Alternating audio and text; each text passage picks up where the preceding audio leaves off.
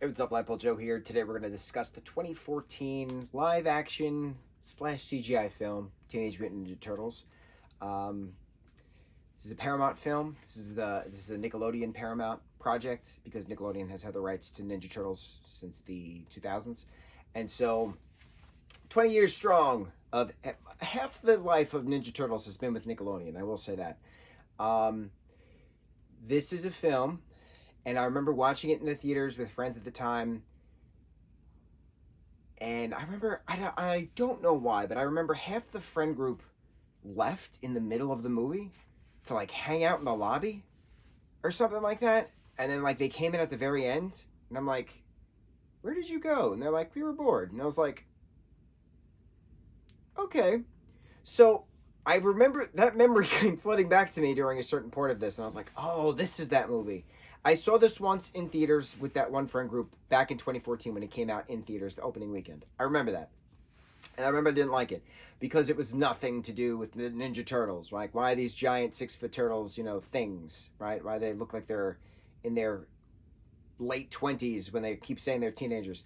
And I don't remember a lot of this film in regards to trying to recall a lot of this film. I thought Casey Jones's character was in this film, but he's not. He's in the second film. He's in the 2016 sequel, Out of the Shadows. I forgot that Megan Fox as April O'Neil is just screaming their names of people constantly throughout this film. Shredder! Leonardo! I don't remember it. I thought she did a great job with the character she's given, but I did not remember the random / why is the camera so focused.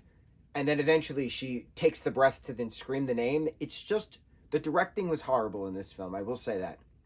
And I feel bad for the talent because Megan is an incredible talent. Will Arnett plays his character Vernon, who's a great character as well. It's unfortunate. I do like the Shredder design in this. I really like his swords are attached to him and he can magnetically release them and pull them back. That was cool. Splinter's design I'm not really a fan of in this. I don't like the Turtles' designs in this. It's just why are they jacked out on steroids claiming to be teenagers? And if this is a PG-13 film, so there's like adult humor in this, which is weird to watch in a Turtles project. I don't know. It's just strange. Now, knowing that there is a multiverse of Turtles, this is its own Turtleverse. So it's not reimagining a set universe. It's its own Turtle universe. Fine. For what it is, fine. I can't bash it to hell because it's its own separate Turtleverse. Fine. It branched out from the Turtle Prime 1984 comic universe, which we learned from Turtles Forever. And that's now the archetype, in regards to how the rest of the Ninja Turtle projects go back to, right? Fine. So every new Turtle project is its own universe. Fine.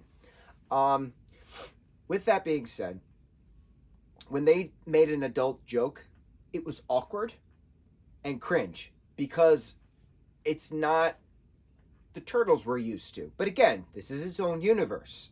So I can't truly bash the hell out of this because it's its own separate universe. From a story standpoint, it's fine.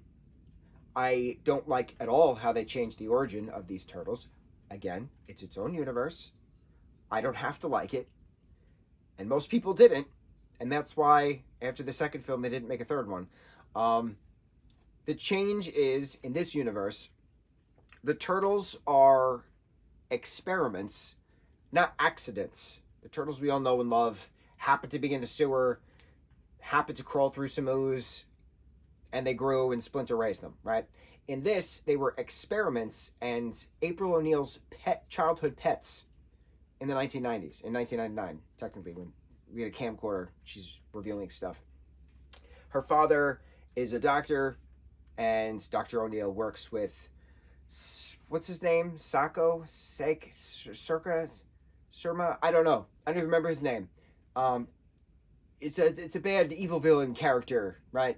And so he is the business end and the doctorate end alongside the partnering, but then he's also working with Shredder, who's his surrogate father, who's in charge of the Foot Clan, and then his number 2, Karai, is in this as well, and she's awesome.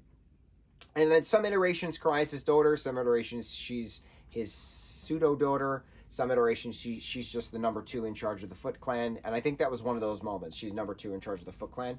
So like we get a backstory that villain character is like kind of raised by Shredder in Japan and then eventually moved to New York, and so they want to release this toxic into Manhattan, quarantine out the area, and then the government will pay him bajillions of dollars for the antidote, which comes from this mutagen.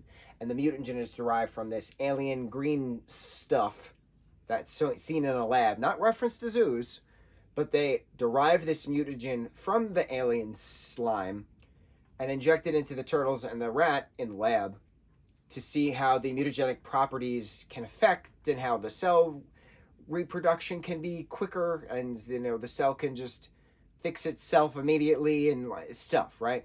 So that's the plan. You make the bioweapon and the antidote for the bioweapon at the same time. That way, when you release the bioweapon, the government pays you for the antidote. It's we've seen that in 1,000 different versions of evil doing, right? Immediate flashbacks to Amazing Spider-Man, right? In regards to the first film, it's exactly the plot point. Totally fine, nothing wrong with that.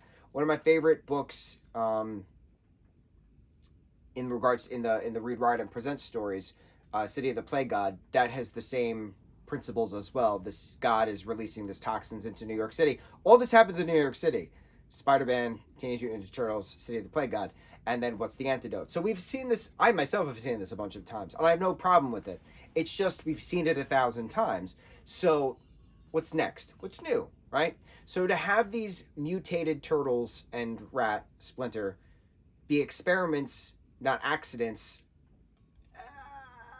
I didn't really like, but I do like that they were like Aprils.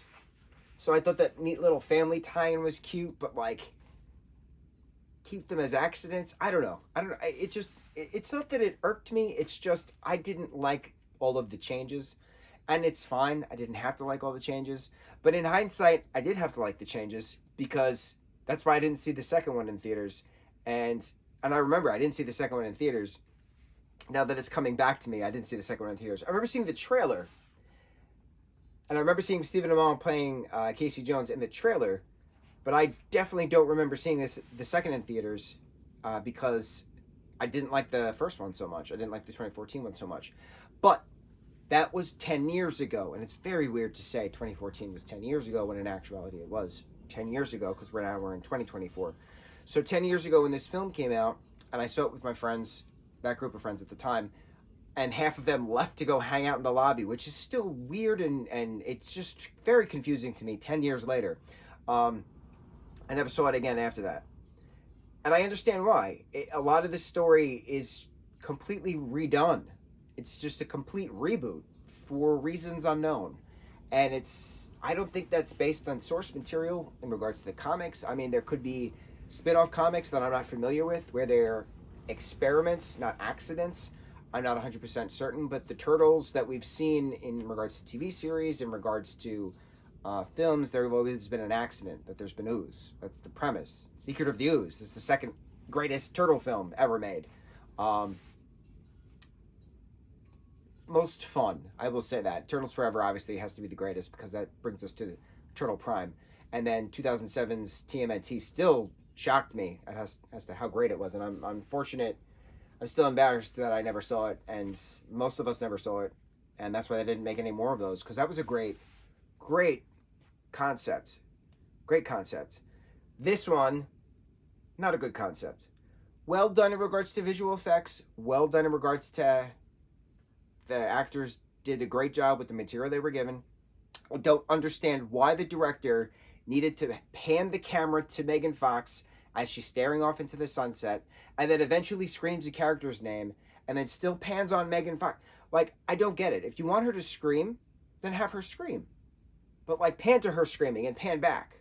Or just cut the scene, her screaming, pan back. Why is there a lead up to her taking a breath to screaming?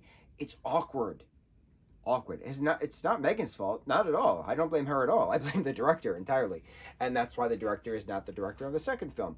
So, I mean, not that singular, particular reasoning, but I'm nervous to watch this Out of the Shadows film Very nervous. It's the longest Turtles film. It's like an hour 50 something long. I'm glad that Steven's character of Casey's going to be in there. I'm glad Vernon's character, Will Arnett's character of Vernon's going to be back. April's going to be back. And then we get Rocksteady and Bebop, I think, in this. So I'm curious how that comes about with Shredder getting the mutagen at the end of this one, which is very a la Shredder gets the mutagen at the end of the Secrets of the Ooze, which is, it's fine, you know. Good. Keep that theme going. I'm nervous. But I think going into this with a different mindset, knowing that this is a sequel to the film I just watched, which is a weird thing to say because obviously it's a sequel to the film I just watched, but it's a film in the same universe. It's not another film in a different universe. So we're not jumping universes. We're still in the same universe, just doing a next story. So I think I will like this one more. I hope. We'll find out. So, 2014's Teenage Mutant Ninja Turtles.